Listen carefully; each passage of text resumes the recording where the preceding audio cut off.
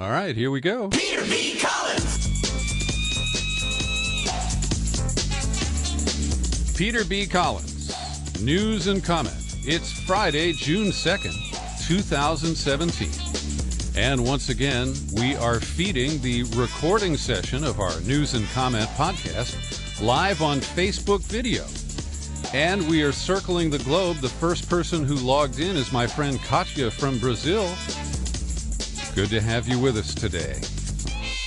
And, of course, the world is responding to Trump's announcement yesterday in the Rose Garden that he is an environmentalist. Well, that's not what they're reacting to.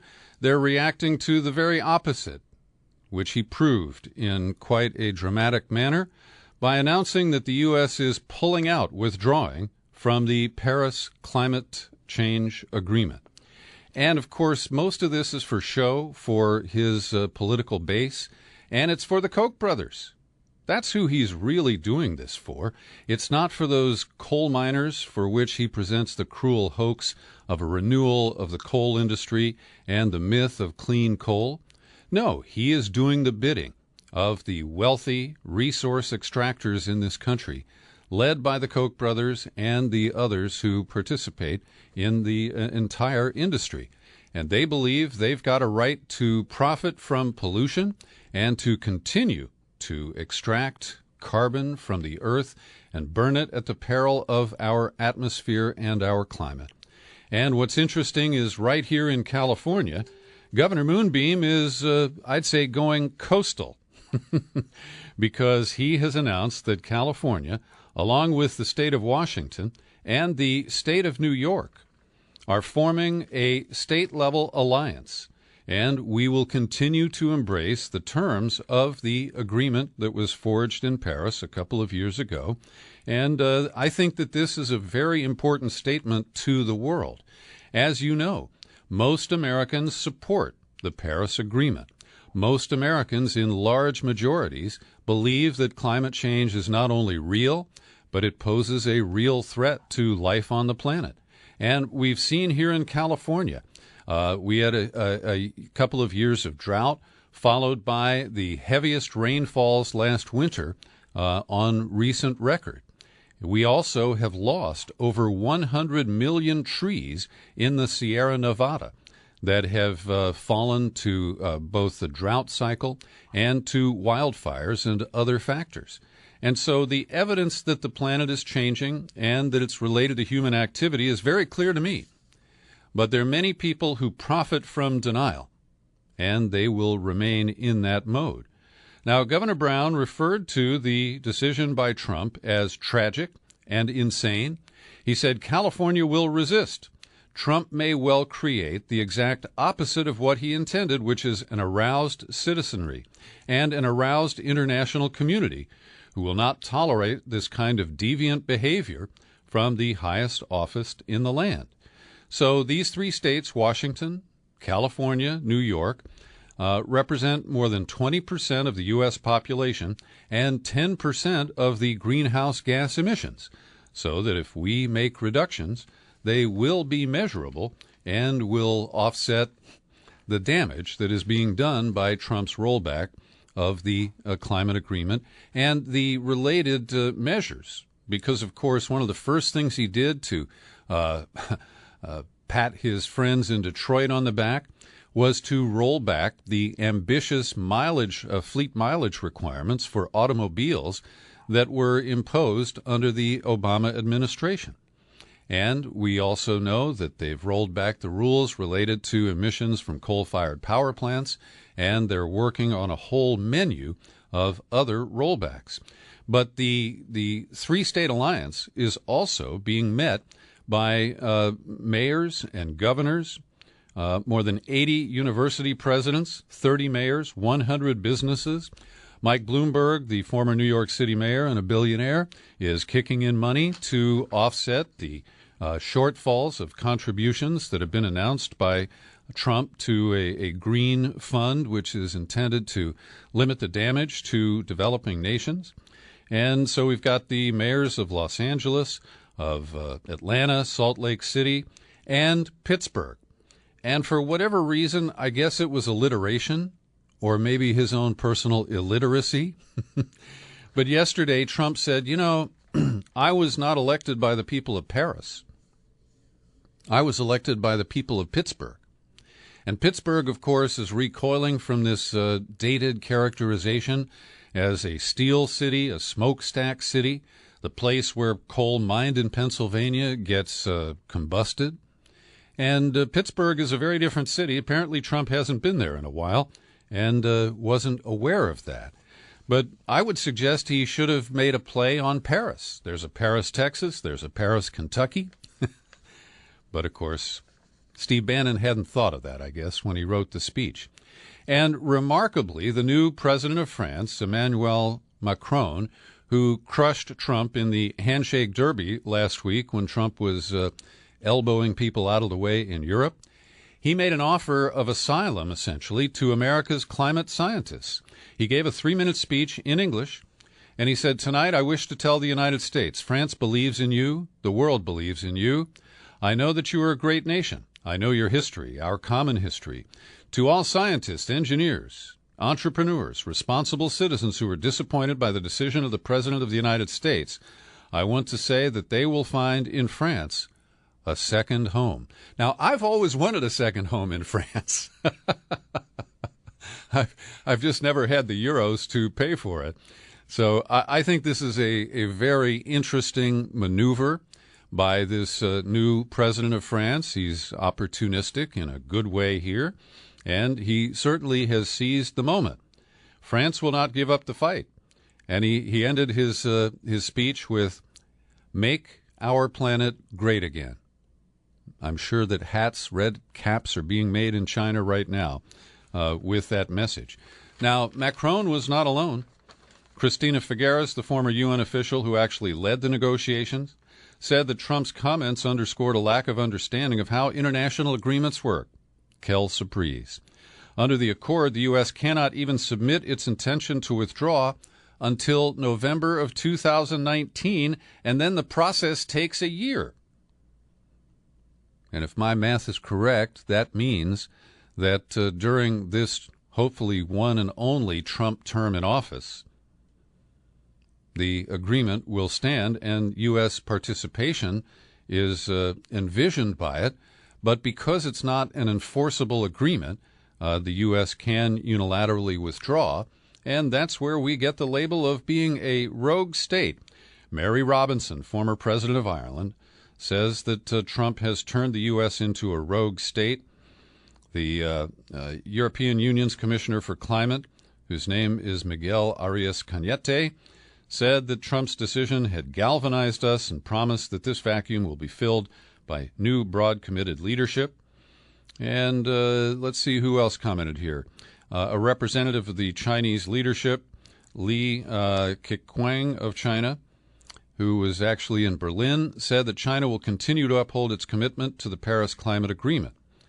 Also, Angela Merkel, who was hosting India's Prime Minister Narendra Modi, pledged their support for the climate accord during meetings in Berlin on Wednesday. And Prime Minister Theresa May of Britain, who is she has called for an election, and it appears to be closer than she had expected. She called Trump and reaffirmed her government's commitment to the Paris Agreement.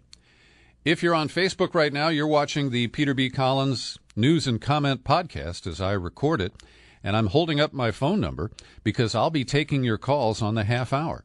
You may want to comment on the climate issues or any other subjects that I bring up here in my News and Comment podcast, so I'd welcome your call, and there's the number for you, 415-455-0102. Also, it's interesting because I made the point that Trump did this for the Koch brothers and other wealthy people who profit from the continued extraction of carbon and combusting it. And polls show, for example, that even among Trump voters, 47% to 28%, that's 47 to 28, supported staying in the Paris Agreement. And the latest Gallup survey shows that, unfortunately, the environment is pretty low on people's priorities. Only 2% of Americans list the environment or pollution as the most important issue to them. Meanwhile, Trump is being fact-checked, and I watched part of his talk from the Rose Garden yesterday, and the errors that he articulated were too numerous to count. And the most false claim that he made was that he's an environmentalist. Now, he's never explicitly taken a position since he was sworn in about whether he believes climate change is real, and his spokespeople, including Kellyanne Conway, are dancing around that in television interviews today. But he began by suggesting that the reductions under the Paris Agreement are compulsory and therefore make the U.S. a victim of economic advantage that's given to other countries under this agreement. But then he quoted saying from his text that was up on not a teleprompter but a flat screen TV there in the Rose Garden. He said the United States will cease all implementation of the non-binding Paris Accord and the draconian financial and economic burdens the agreement imposes on our country. And it's noted that much of the data that he cited, like 2.7 million lost jobs by 2025, well, that's not really a fair accounting, and it turns out the information came from the U.S. Chamber of Commerce, which, of course, is representing the industries that oppose any efforts to address climate change. And we also have to note that he doesn't factor in the cost of climate change, of sea level rise, of lost crops, of hunger and famine that can spread in a dramatic fashion. And so, once again, Trump cherry picks data that somebody told him about or he saw on Fox, and it is hardly a basis for the claims that he has made. There's a great op-ed at The Guardian today by Joseph Stiglitz, the respected, and I believe he's a Nobel Prize-winning in economics. That's correct. He's a professor at Columbia. He opened his comment with, Donald Trump has thrown a hand grenade into the global economic architecture that was so painstakingly constructed in the years after the Second World War. The world is only slowly coming fully to terms with the malevolence of the Trump administration agenda. They've attempted to undermine the foundations of our knowledge and beliefs, our epistemology, that's what I'm trying to say, by labeling as fake anything that challenges their aims and arguments, even rejecting science itself. Later in the op-ed, he says Trump seeks to reverse all of the Enlightenment. His rejection of science, particularly climate science, threatens technological progress. His bigotry toward women, Hispanics, and Muslims, except those like the rulers of Gulf oil sheikdoms from whom he and his family can profit, threatens the functioning of American society and its economy. While Trump and his cabinet may know how to make business deals, they haven't the slightest idea how the economic system works as a whole. If the administration's macroeconomic policies are implemented, they will result in a larger trade deficit and a further decline in manufacturing. And one more quote from Stiglitz, the rest of the world cannot let a rogue U.S. destroy the planet, nor can it let a rogue U.S. take advantage of it with an unenlightened, indeed anti-enlightenment, America First policy. If Trump wants to withdraw the U.S. from the Paris Climate Agreement, the rest of the world should impose a carbon adjustment tax on U.S. exports that do not comply with global standards. That is an interesting idea. And we are seeing that in reaction to Trump's orders about immigration and travel, that the European Union is about to impose visa requirements on Americans for the first time. There will be payback for these kinds of dangerous moves. Do you remember that movie back in 2004, The Day After Tomorrow? It opens with this fascinating special effects sequence where a little crack in the ice in Antarctica just widens and forms this huge fissure. Well, yesterday, as Trump was backing out of Paris, we learned that the Larsen C ice shelf in Antarctica is about to separate, and it will release an iceberg about 25% of the size of Wales. Now, I don't know how big Wales is, but that's the reference here in the article that I found.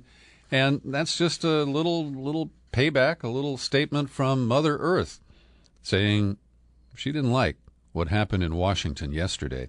And just a couple more notes about this. We've learned that Trump called Kimberly Guilfoyle, who is one of the hosts on the Fox News channel, and a proven idiot. And I know this because Guilfoyle came from San Francisco. She was once married to the mayor, Gavin Newsom, who is now the lieutenant governor of California and angling to replace Jerry Brown in elections next year. And Kimberly's been on the Fox channel. She's just one of those idiots who always supports the cops, is always opposed to the rights of defendants, is a big booster of, capitalism and right-wing economics. And to imagine that Trump called her before he made his final decision and went into the Rose Garden yesterday, he's got really bad taste in advisors. The other thing that's notable is when he first appeared in the Rose Garden yesterday, Trump announced that there had been a terrorist attack in the Philippines, and he offered his condolences to the victims and a generalized denunciation of terrorism. But it turns out that, like he has in the past, Trump didn't tweet this too fast, but he spoke too quickly because there was no terrorist connection to this event whatsoever. It appears a disgruntled gambler or a robber went into this casino. The only shots that were fired were by a police officer who shot himself, and the intruder managed to set the casino on fire. Also, front and center in the Rose Garden yesterday was Steve Bannon, the architect of these nationalist proposals and the nationalist America First philosophy of the Trump administration. And we told you about this yesterday in the News and Comment podcast, that Bannon benefited from a waiver that Trump signed for some 16 or 18 members of the White House staff. And in Bannon's case, it permitted him to resume communication with his buddies at Breitbart News, which was one of the places, in addition to Cambridge Analytica, where Bannon was working before he joined the Trump campaign. But the waiver, which Trump said was retroactive, is contradicted by Walter Schaub, the director of the Office of Government Ethics. He said there is no such thing as a retroactive waiver. If you need a retroactive waiver, you have violated a rule. Well, we'll see how that one sorts out. Every day I like to pause for a moment and thank the people who support my work here at the Peter B. Collins Podcast with your subscriptions. People like Alice Carlson.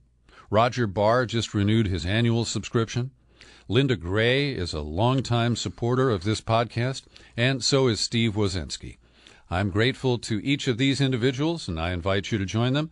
All you have to do is visit peterbcollins.com. Anytime, 24/7, it's available. And you can drop in there, click on the menu button, pull it down, click on Become a Subscriber. It takes you to the sign-up page where in a couple of minutes you can choose a level of support that's comfortable for you and maybe even take out an annual subscription. If you do that and give me an address in the continental U.S., I'll send you one of the bonus books that is displayed on the sign-up page. And as I mentioned on the half hour, just about 9 minutes away, I'll be opening up the phone lines to take your calls. And can you see the number there?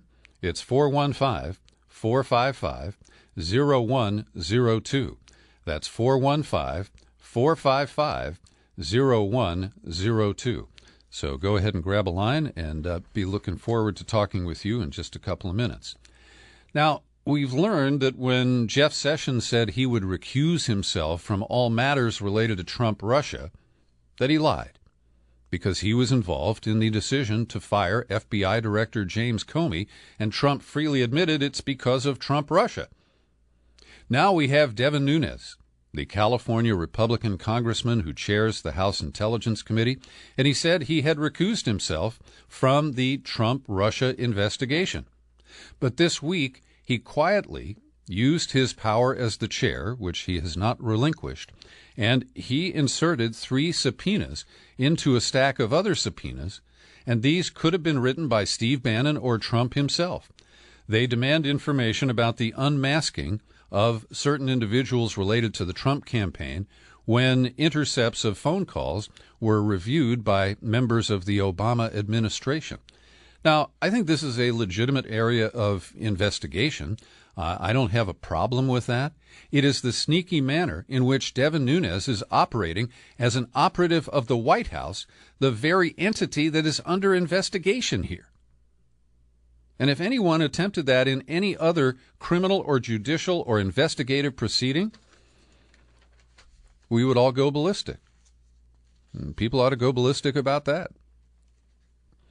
Now, as you know, I've seen no evidence of the claims that Russia hacked into the DNC and that Russian operatives manipulated the election in favor of Trump. And I will change my position if evidence is presented. Vladimir Putin has muddied the waters, and he may be messing with us. Because shifting from his previous blanket denials, Putin said on Thursday that maybe patriotic-minded private Russian hackers may have been involved in cyber attacks against the United States. Asked about suspicions that Russia might try to interfere in upcoming elections in Germany, Putin raised the possibility of attacks on foreign votes by what he portrayed as free-spirited Russian patriots. Hackers, he said, are like artists who choose their targets depending on how they feel when they wake up in the morning. He said artists paint if they wake up feeling in good spirits, while hackers respond if they wake up and read that something is going on in interstate relations that prompts them to take action. If they are patriotically minded, they start making their contributions, which are right from their point of view, to the fight against those who say bad things about Russia. Now, his remarks stopped short of accepting the conclusions of American intelligence agencies that the Kremlin was behind this. But it does, in a curious way, kind of reopen the issues and suggest, to me anyway, that Putin may be taking credit for things that Russia didn't actually do. But because the pervasive narrative is that Russia did this, he figures what has he got to lose by taking false credit for it. Now, it's also possible that he's been lying all along, and this is the first time that he has allowed a little bit of truthiness to seep out. In any event, I wait for the real evidence to surface, and then we can make further decisions. And there's going to be a wave of Vladimir Putin on our TV sets. Megyn Kelly debuts her new NBC Sunday night show. I think it's opposite 60 Minutes, and she taped an interview with Putin yesterday. Oliver Stone, who did an excellent job on the movie Snowden that was released last September, he scored a series of interviews with Putin that will be showing up on Showtime in 4 one-hour installments in the month of June. We've been getting some reaction to Hillary Clinton's spin on why she lost the election. And Jonathan Turley, the George Washington University law professor, is a very active blogger. I mean, he posts 6 or 7 times a day. And he notes that in her appearance at the Recode conference here in California this week, Clinton continues to evade tough questions about her own conduct while giving the false impression of taking responsibility. Quote, "I take responsibility for every decision I made, but that's not why I lost." In other words, says Turley, I take no responsibility. Now, he's been critical of Trump, he says, but he is also willing to criticize Clinton. He says that all of the groups celebrating Clinton ignore the fact that Trump could not possibly have succeeded without her, and the effort of virtually every national Democratic leader to guarantee her nomination. And Turley goes on to say that the friendly interviewers who have been talking to Hillary in her public appearances since she lost never ask her about any of the scandals that plagued her campaign, the fact that she was one of the least popular politicians in the country, second only to Trump, and they didn't ask why she remained so close in the polls against someone who was so polarizing. And when Clinton refers to her own controversies as causing the loss, she doesn't acknowledge the critical press coverage that was given to Trump and that clearly favored Clinton as the more acceptable alternative. Later, regarding the FBI director, Turley says, many of us have questioned that spin in light of Clinton's long-standing low polls on truthfulness and her ranking as the most unpopular nominee of a major party for the presidency. And Clinton immediately denied any responsibility. The overriding issue that affected the election that I had any control over, because I had no control over the Russians, was the way the use of my email account was turned into the greatest scandal since Lord knows when. This was the biggest nothing burger ever. And that is bullshit, and Turley calls it out. He said there are obvious problems with this. First, her use of a personal server compromised security. Second, Clinton and her supporters still struggle with the fact that the key emails cited in the election were true. They were not fake. They were not a nothing burger. Also, Robert Perry, who I have a lot of respect for, and who is the editor and founder of ConsortiumNews.com, he gave me an almost hour-long interview yesterday, which is posted for my subscribers at peterbcollins.com. And he followed up with a post called Hillary Clinton's Deceptive Blame Shifting. And in the interview with me, as in his article, Perry notes that Hillary is still claiming, quote, 17 agencies, all in agreement, which I know from my experience as a senator and secretary of state is hard to get. They concluded with high confidence that the Russians ran an extensive information war campaign against my campaign to influence voters in the election. They did it through paid advertising, we think. Now, that is a new allegation surfacing. I haven't seen that one before. Anyway, Bob Perry takes her to task for that specific comment, and I agree with that. Caller, hold on. I'll be with you shortly here. Because we know that not all 17 agencies that are arrayed under the Director of National Intelligence actually did review the claims about Russian interference. It was only 3 agencies under the supervision of the director, the DNI. And so this is a big fat lie that Hillary trotted out in the last debate in October.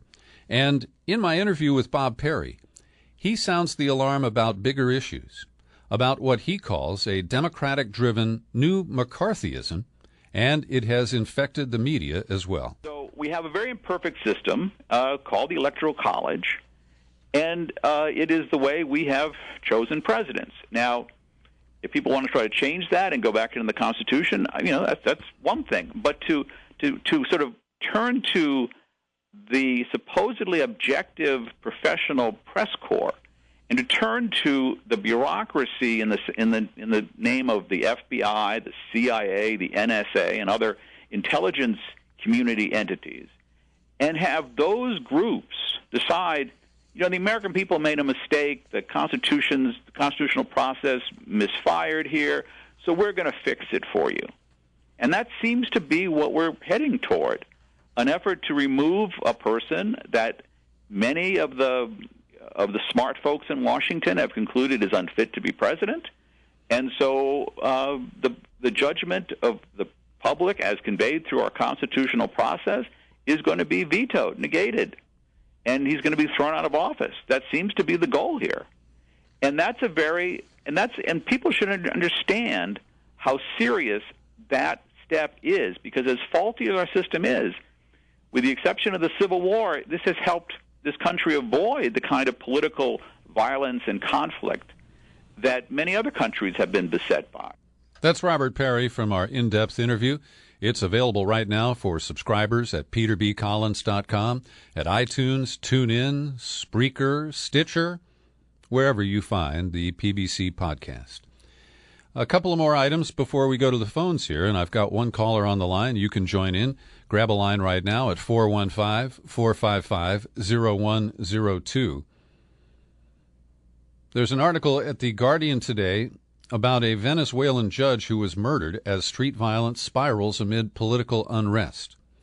And I've noted that in the Western media, there is either a complete blackout on coverage of the crisis in Venezuela, or we see occasionally very biased reporting.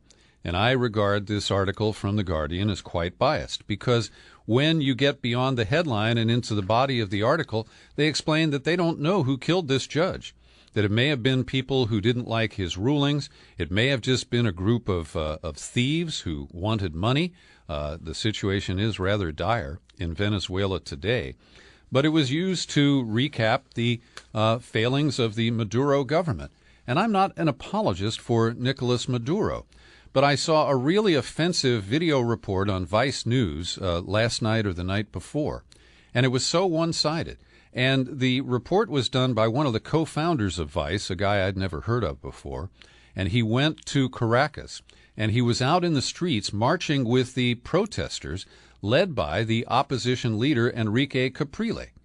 And Capriles is an apologist for the wealthy oligarchs of Venezuela who ruled until the Chavez Revolution.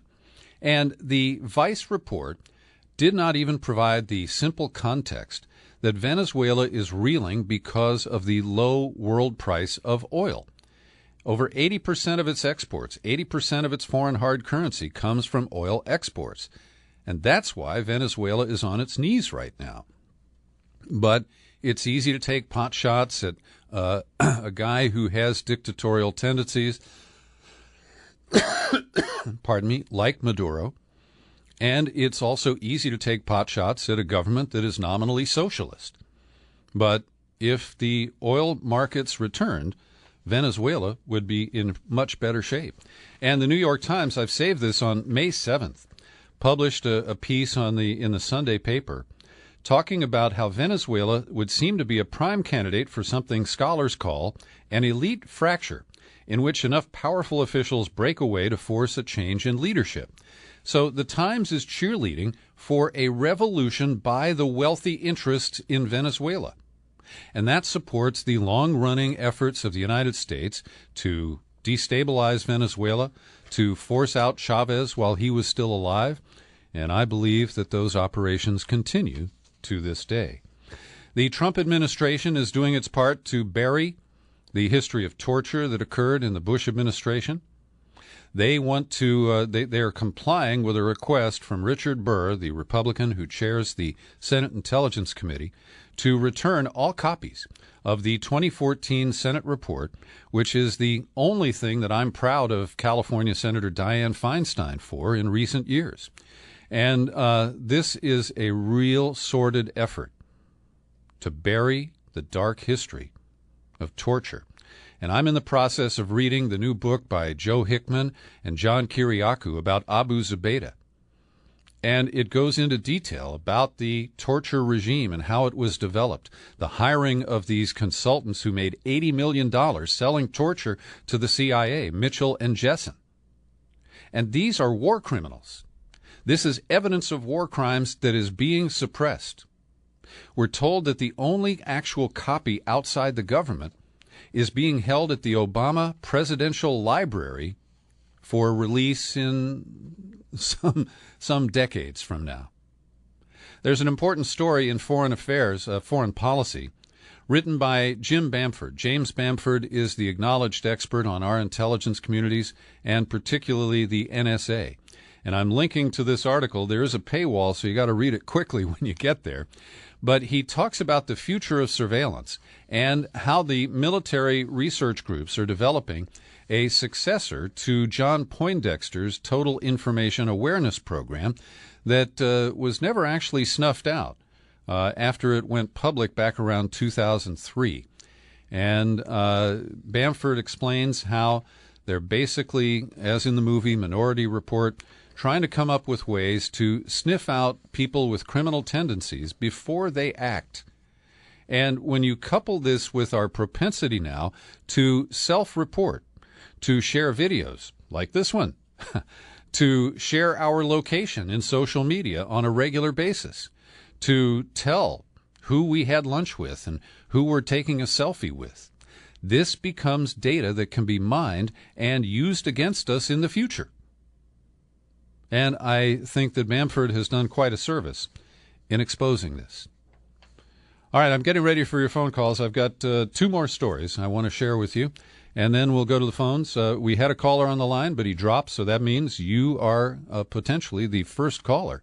So dial in right now at 415-455-0102, 415-455-0102, and we'll take your calls here shortly.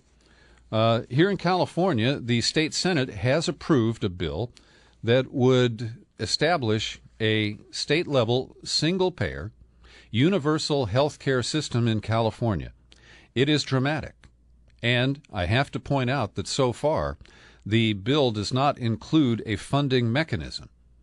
The discussion is that with federal dollars, we could cover about half of the projected $400 billion annual cost, and that by taxing Californians with a payroll tax of roughly 15%, which would relieve us of the obligation to pay health insurance premiums and also lift that burden from employers.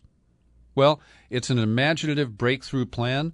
I support it in concept. I hope they can find a meaningful funding system for it. And I want to remind those of you who may feel complacent because you work at a company that provides health coverage for you. You may pay more today than you did last year for it, but still the bulk of that expense is covered by your employer. Do you know that the House bill, the Obamacare repeal that was rammed through, includes an elimination of the employer mandate across the board? That means that you can't rely on your employer to provide health insurance and coverage in the future. So I applaud the Democrats who have passed this in the state Senate. It will now go to the lower house, the Assembly, here in California. So this is the time I have set aside for you to call in. This is a live experiment that I do every week on Fridays, and I'm trying to present the model that I used in live talk radio for years, where I would talk about subjects and then people would call up and argue with me. So I welcome you to call in right now and argue with me. If you disagree with anything that I've said about the news stories that we've covered over the last half hour or so, get on the line now. You've got the number on your screen there. It's 415-455-0102. That's 415-455-0102. And I have a few stories that I didn't get around to this week. If you listen to my podcast on a daily basis, you know that I haven't mentioned Kathy Griffin at all. I didn't mention the Tiger Woods DUI at all. And I am still embarrassed that so many people spent so much time this week tweeting and retweeting and counter-tweeting Trump's typo of Kvefe or Kovefe, whatever the hell it is. I just find that there is so much trivial distraction that people are embracing these days when literally the world is on fire, the house is on fire, your health care is at risk, and people want to tweet about Kathy Griffin or about a misspelling from Trump's Twitter habit. I don't know. I find that pretty stupid. But you may have heard that Ivanka Trump was exposed for using sweatshop labor in China to manufacture shoes that are sold under her brand, and that some of the activists in China who have exposed this are either being held by police or have disappeared. One is a person named Hua Haifeng. That's a man who was being held by police for, and he was accused of illegal surveillance for monitoring the sweatshop operations. Last week, he attempted to travel to Hong Kong, but was stopped at the border. He was later questioned in Shenzhen, near Hong Kong. He then traveled to Jiangxi province and disappeared, and his wife was notified by the police. So there are two other men who had investigated a factory that assembles Ivanka Trump shoes were still missing on Wednesday. Now, today, at the kind of snark website Wonkette, somebody named Evan Hurst published a piece called, "Oh, Go Fuck Yourself, Ivanka Trump." And it's written like a testimonial resolution, of a congressional or legislative body.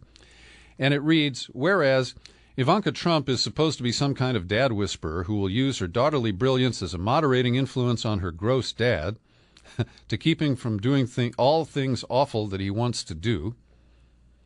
Whereas Ivanka was all climate change is going to be my signature issue in the White House and had big exciting meetings with Al Gore and Leo DiCaprio. And whereas Ivanka reportedly isn't all that broken up about how her daddy, like the fucking idiot he is, did his part in literally destroying the planet by announcing that he's pulling the United States out of the Paris Climate Agreement. And let's pick another couple here. Whereas Ivanka hasn't spoken up about her grab-ass dad's plan to let employers take contraceptive coverage away from ladies. There are many more whereases, but it ends this way.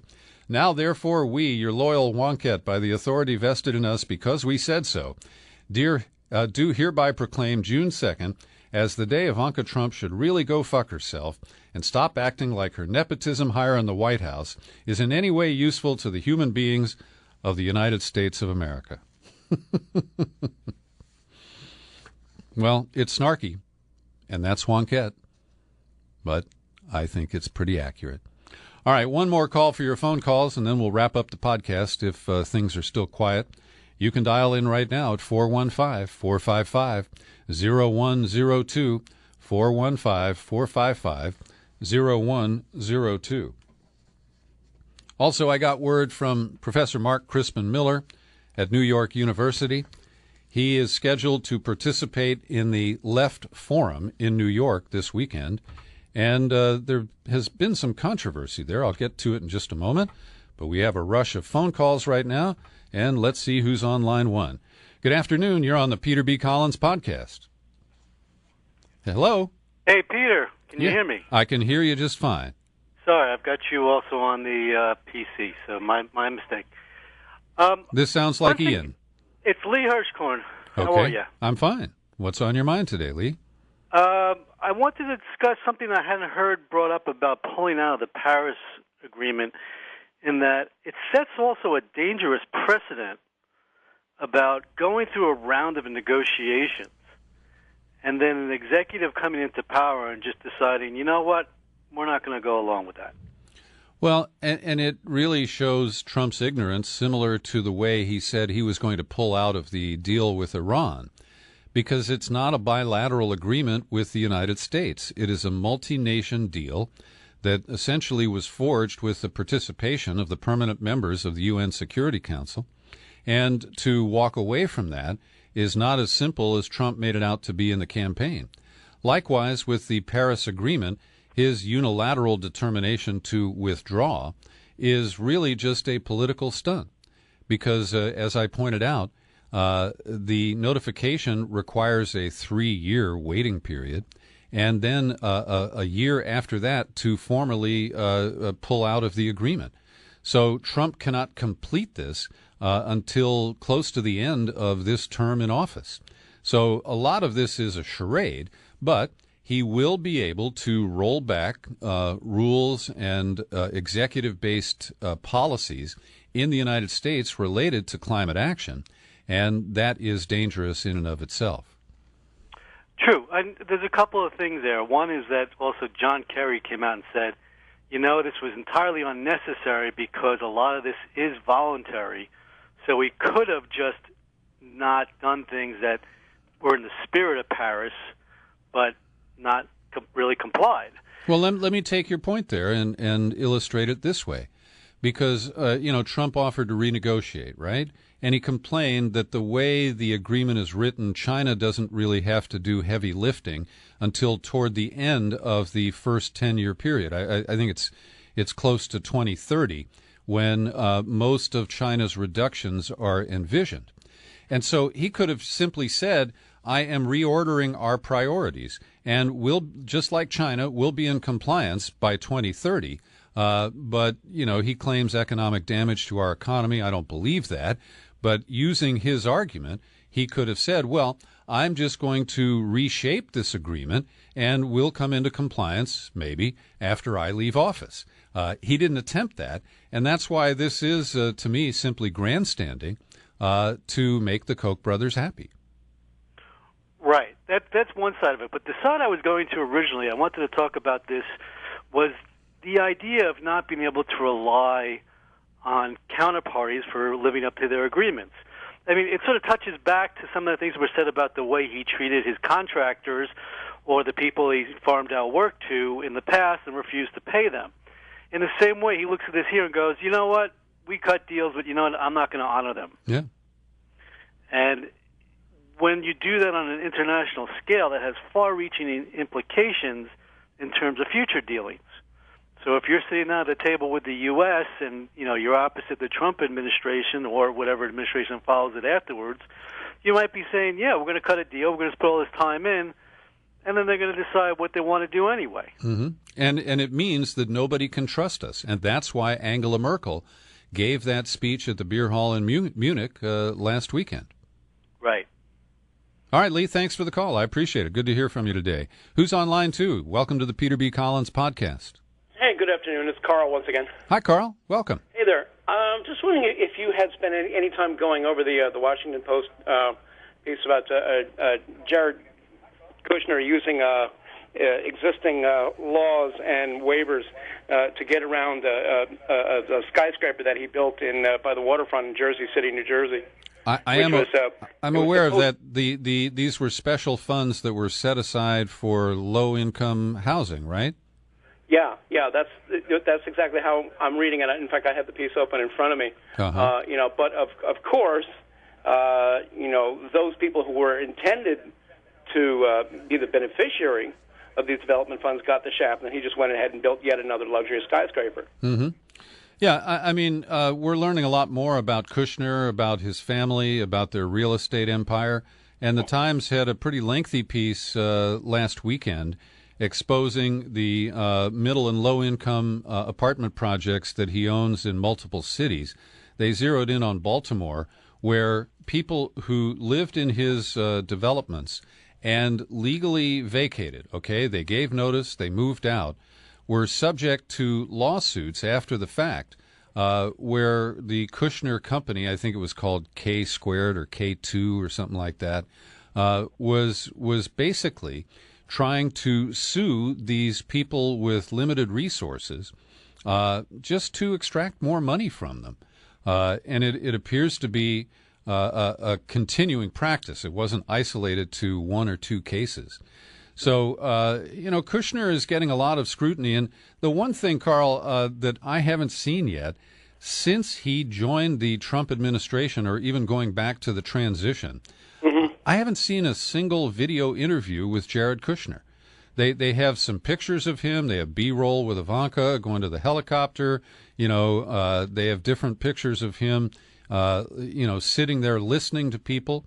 But we have never heard a peep out of Jared Kushner. He is really maintaining radio silence in a very disciplined way. Right, and more than that, of course, he's operating completely in the shadows with world leaders with security clearance, which appears to be, either fraudulently obtained or just questionable at best, because it's believed that he either misidentified answers in his security application, mm-hmm. or was untruthful, or left some questions blank, or something like that. And more than that, that the security, his meetings with world leaders have been more or less explicitly to benefit him personally, mm-hmm. or the Trump family in general. Yeah. Well, and we know that his father-in-law, Daddy Don, can protect Jared up to a point. He could pardon him and let him stay on the job. Well, yeah.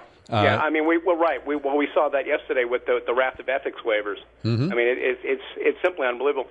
But I think that more needs to be brought to light about exactly what it was that his father did time for.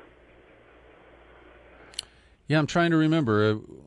Can you outline the basics of it? I wish. I'm going to have to go back into that myself, but I believe it may have involved real estate fraud. Yeah. I need to locate that myself personally. I haven't. Right. Yeah. Okay, good point. Well, Carl, thanks for the call. I appreciate it. Anytime. All right.